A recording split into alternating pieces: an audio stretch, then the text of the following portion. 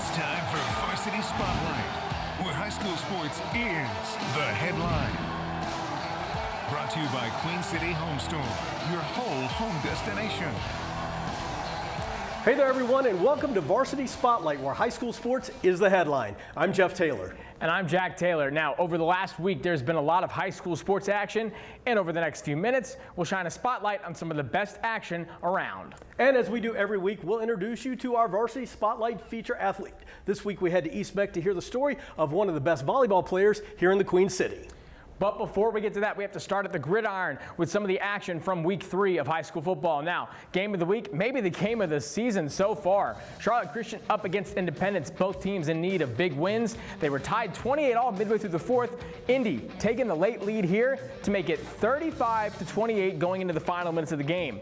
Last play of regulation, the game, Elliot Newcomb somehow gets it over to Tate Estep. He's got triple coverage maybe around him, a lot of bodies, and it's a one-point game. Chris James doesn't want overtime, and Samaj Robinson applies the pressure to end the game. A huge play for Independence that really needed that win, so keep that play in mind for later on. Independence able to build some momentum from that game, hopefully take that into next weekend. Talking about momentum and domination, Myers Park dominating the teams that they played so far this season, and they continue to do so at home against Providence. The Mustangs just are on a roll. Their offense is firing on all cylinders, putting up multiple touchdowns in this win over Providence. Now, on to Palisades. They welcomed Clover to town. Now, they would not be able to get the comeback win over Clover. They would lose 21-19. Just some bad luck plays like this fumble here on a punt turned into a touchdown. Can't really get an easier touchdown than that. Palisades looking to bounce back this week.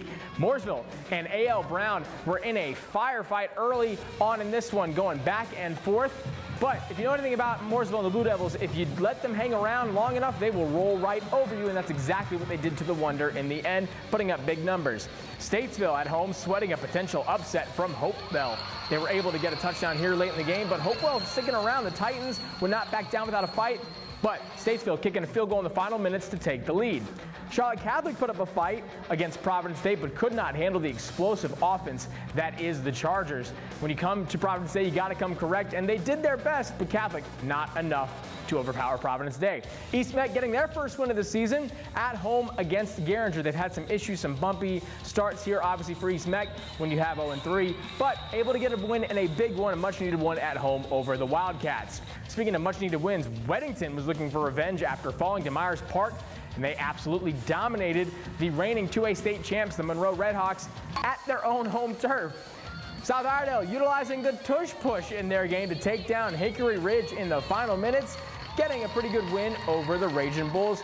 Pretty good for the Vikings there. Now in South Carolina, Fort Mill getting their third straight win of the season now against Blythewood. They're firing on all cylinders early on as they travel ahead into conference play. And then Nation Ford getting a big win on the road over River Bluff, a huge game for Jake Bentley and that young program. Speaking of South Carolina, South Point at home visiting West Charlotte, and they win in overtime 10-7, a huge game there. Some other ones, Ashbrook winning 21-7 over Northwest Cabarrus, Ambassador Christian tying with Asheville School at 33 apiece, and Kings Mountain starting conference play with a close win over Bandy's. Some really big games in that week and some more to come.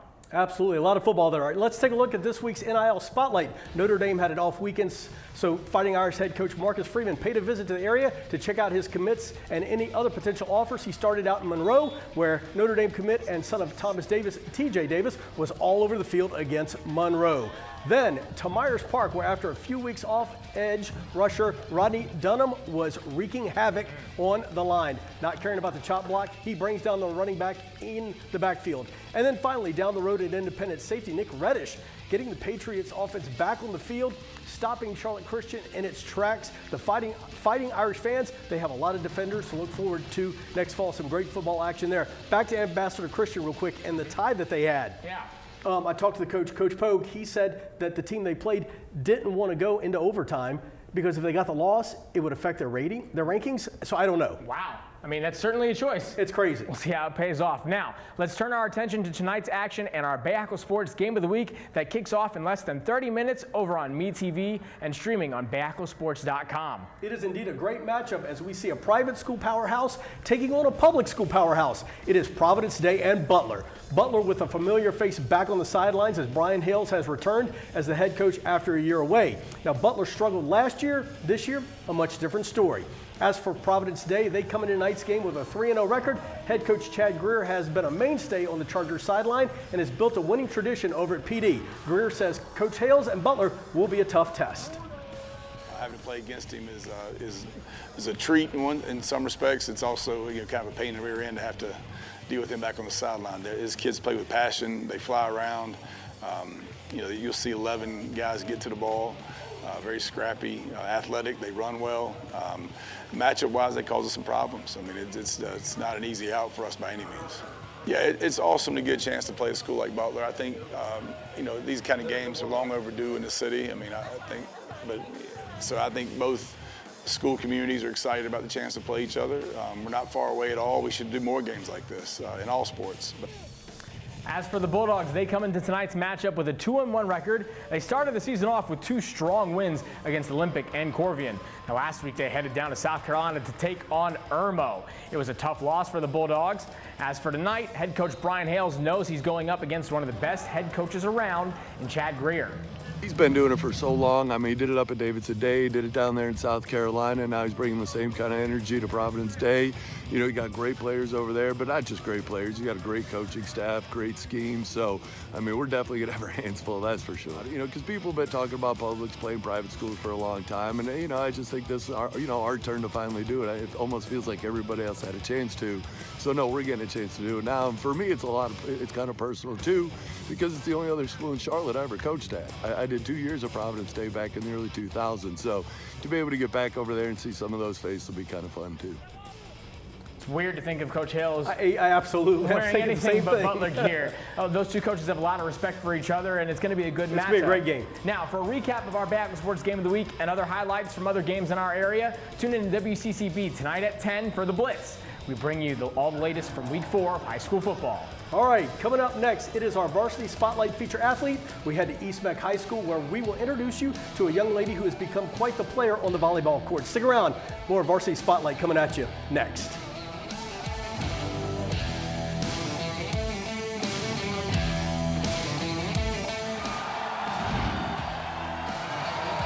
Welcome back to Varsity Spotlight. Every week we introduce you to high school athletes from around the Queen City who have great stories to tell. Absolutely, and today we head to East Meck and introduce you to Caitlin Fowler, who has become a dominant force on the Eagles volleyball team.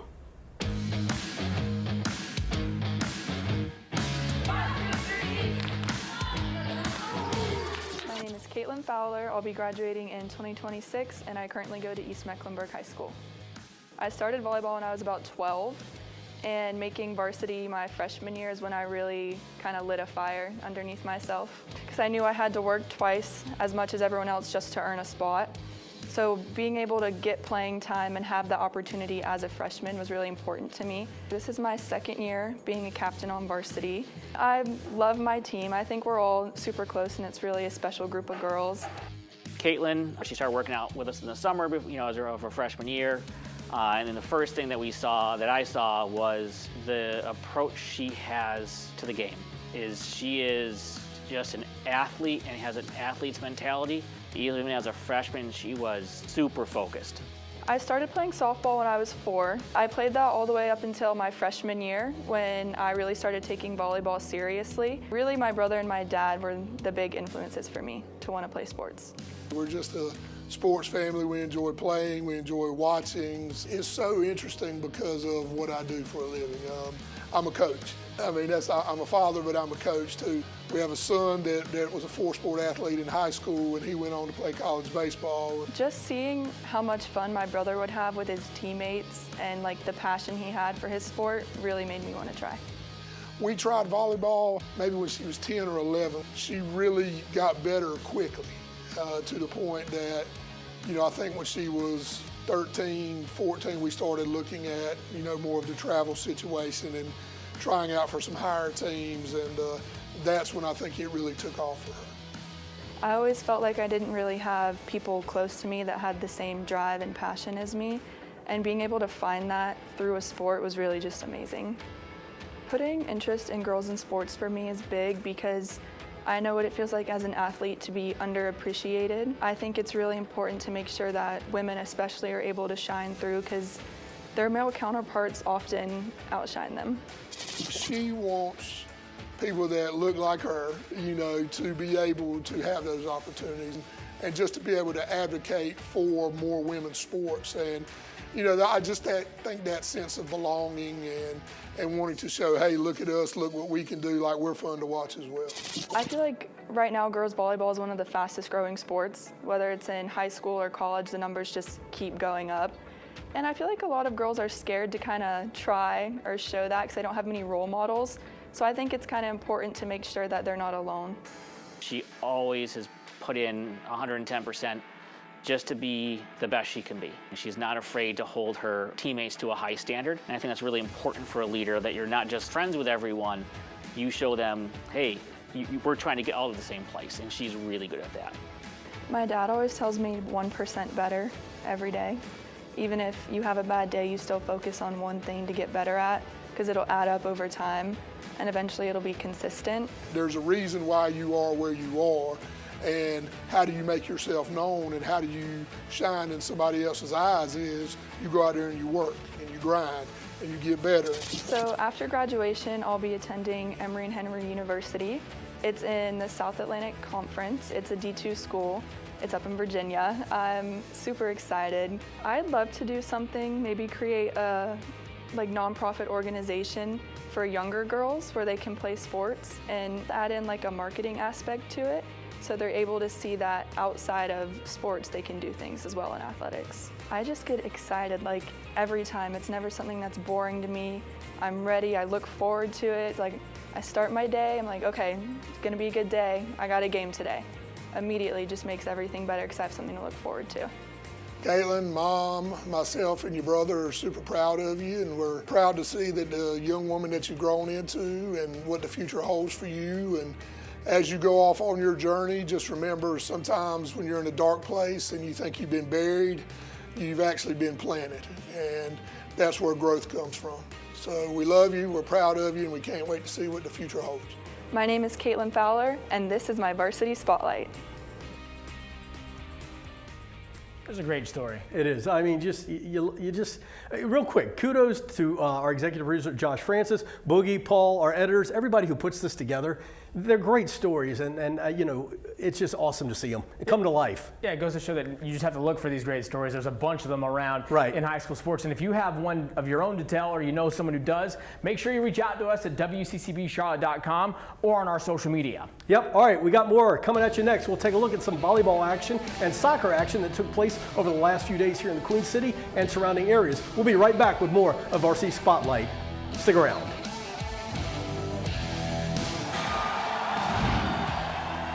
Welcome back to Varsity Spotlight. Let's pivot a bit and take a look at some of the highlights that aren't football related. Absolutely. A lot of great action both on the volleyball and soccer courts. We'll start on the volleyball court and check out some highlights from there. This is Hickory Ridge taking on Mount Pleasant. Hickory Ridge came into this one 7-3 on the season. They would improve their record to 8-3 with a win over Mount Pleasant. The Raging Bulls would win the first 2 sets and seemed on their way to a 3-set win, but Mount Pleasant would say, not so fast, my friends. They win the 3rd set 28-26. But Hickory Ridge would win the 4th set and win this match 3-1. Mount Pleasant, they dropped to 5-7 on the season. All right, up next, Weddington taking on Carmel Christian. The Warriors of Weddington starting 2025 strong with only 2 losses so far. And there's no problems in this one either. Weddington dominate in this one. They win 3 straight sets to improve to 8-2 on the season. And with the loss, Carmel Christian would drop to 2-5 on the year. So look for Weddington to continue to make a statement on the volleyball court as the season rolls on. All right, final set of highlights for you from the volleyball courts. This is Mooresville taking on South Iredell. This one was a good one. Mooresville, who came into this one with a 9-2 record, would get to double-digit wins on the season with a 3-2 win in this match. South Iredell did not make it easy on Mooresville, but in the end, South Iredell loses this one and drops to 7-6 on the season.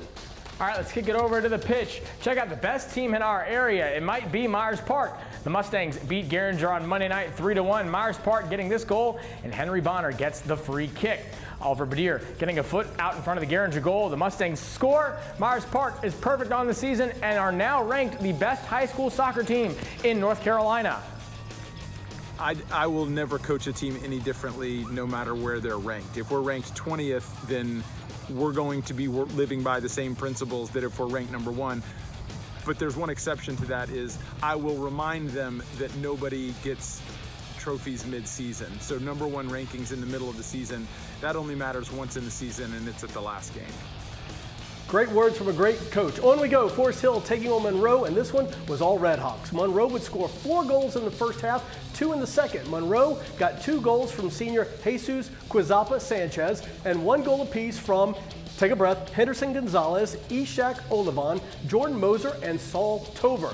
Monroe shuts out Forest Hills in this one 6-0. Monroe improves to 4-4-2 on the season. Forest Hills is 1-7. All right, up next, Cata taking on Parkwood. Cata is going to win this one 2-1, getting 1 goal apiece from Tinavimbo Chiaka and Elroy Tiucomo. Cata got their 3rd win of the season. They now sit at 3-5-1. As for Parkwood, the Wolfpack sit at 1-5-3.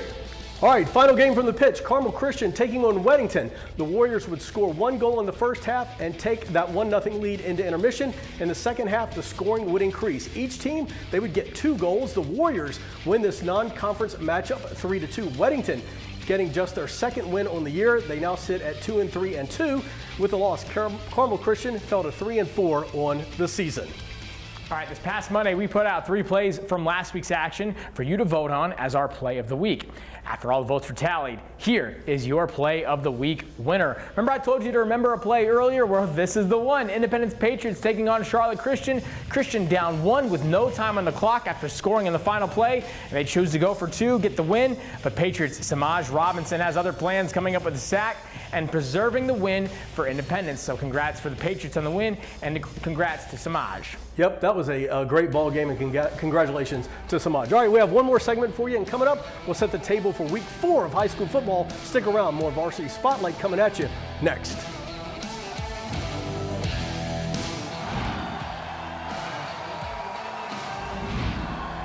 And welcome back to Varsity Spotlight. Now, we're just a few minutes away from kickoff of week number 4 of high school football, and there are some great matchups. Yeah, there's no shortage when it comes to non-conference competition. So let's take a look at some of tonight's action. We start with Mooresville taking on Huff. This is going to be a real statement week for Mooresville, right?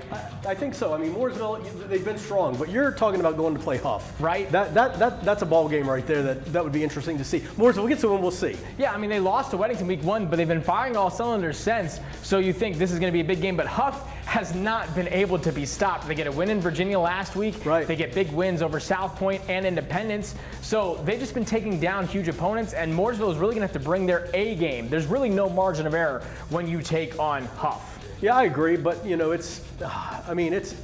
Mooresville's strong. I mean, if they stick to their game where they like to run and play defense, and you get Huff somewhat kind of, flustered, then who knows? That's easier said than done. Now, speaking of Independence, they got a big bounce-back win against Charlotte Christian last week. Now they welcome Lake Norman to town. These two teams haven't faced off since the first round of the playoffs 2 years ago. Yep. But Lake Norman hasn't lost a game yet. Yeah, I know. It's going to be interesting. It's going to be interesting, and I think for Independence, even though they've started somewhat strong, they're still trying to find their footing. This is a statement game. Yeah, this would definitely be the way to say, hey, like, we're in it to win it. You get a big win on the road against Clover, and you got to try to come back. Now, speaking of undefeated teams, Myers Park has been the big surprise of the season. They've got a huge test, another one early on. Mallard Creek. Yep, exactly. I mean, Mallard Creek has been firing on all cylinders. They just lost their first game, and that was to Grayson, one of the top teams in the country. Yep. So, Kennedy Tinsley makes sure he has a tough non-conference schedule, and that's what we're going to see here when you find Myers Park going on the road, too, to Mallard Creek. Mallard Creek has had one home game at the beginning of the year against Roseville, and that's it. But to go back to Myers Park for just a second and what, Coach James has done there, it's not the prettiest of football, but he's getting the job done. It's getting prettier and prettier. It's exactly getting a little bit easier there. Yeah, we have other exciting matchups. Captain Munnerlyn and the Chambers Cougars are going to take on Jonathan Simmons and the Palisades Pumas. Yep. These two teams are a lot of fun to watch. You see Simmons, how he's brought that program that literally didn't exist into the forefront of the scene here for high school football. And then for Chambers, they're a perennial state champion. You know, they've had their success and they've been in the playoffs forever, falling off in the last few years. So who else to bring in but Captain Munnerlyn? Right. You know, the former Gamecock, the former Panther, who was on that Myers Park staff as well. Right. You know, so I think it's really exciting to see what he is doing, getting some early wins, but this is a huge statement game for Chambers. Talking to, you know, Coach Munnerlyn early on, before the season got started, he just wanted to change the culture. Yeah. And he wanted to build a winning way. You know, going up against Coach Simmons and what he's done, he's obviously, like you said, so early on, but he has built a culture there that's kind of stout for Palisades. Absolutely. So when you talk about setting cultures and doing things like that, this is a game where, you know what, you can make some statements here. Yeah, it's going to have heavy playoff applications as well, right? I agree, yep. Because we talked about it. The rankings are now solely based off of that RPI. Right. So that's going to really have a lot of momentum when you get to the end of the season, playing these big non-conference games. Now we take another game at a huge one in South Carolina. It's the battle for Rock Hill as Northwestern is set to take on South Point. South Point, like we said, getting that huge win in overtime against West Charlotte. And so West Charlotte is going to play Providence Panthers, by the way, so it should be a win there. But Northwestern, South Point, they get that one in District 3 Stadium. You know, it's a non-neutral site. It's going to be electric. It's going to be electric. And that entire area shuts down for that game. As a lot of them do. It's going to be electric. Jazavian Currents for South Point. He's committed to South Carolina. He is an athlete, took over the quarterback position. He's been firing on all cylinders. Should be a really interesting game. We've got a couple others. Some big ones, you know, Marvin Ridge Ashbrook, Kings Mountain, Charlotte Catholic. Yep. That'll be a really interesting matchup you don't really ever see. So that should be one to watch. Yeah, Sun Valley hosting Monroe. Yeah. A lot. A lot. All right. That is it for this week's Varsity Spotlight. Stay tuned for our Bay Heckle Sports Game of the Week between Providence today and Butler over on MeTV. Yeah, and right after that, we'll see you on WCCB at 10 as we bring you all the scores and highlights from Week 4 on the Blitz. At that time, we'll see you then.